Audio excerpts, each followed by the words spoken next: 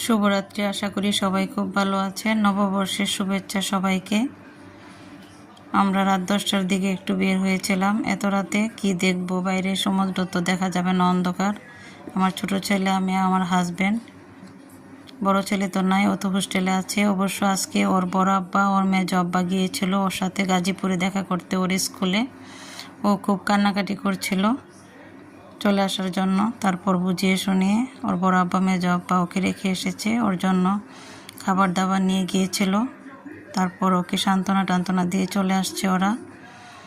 তা আমরা রাত্রে ছোটো ছেলেকে নিয়ে বের হলাম। এত রাত্রে কি দেখবো, দূর থেকে কিছুই দেখা যায় না, সমুদ্র অন্ধকার।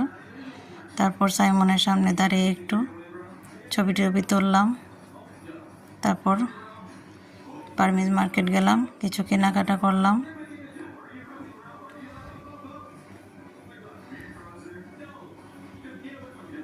বাসায় চলে আসলাম।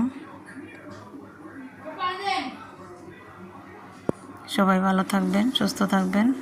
আল্লাহ হাফিজ।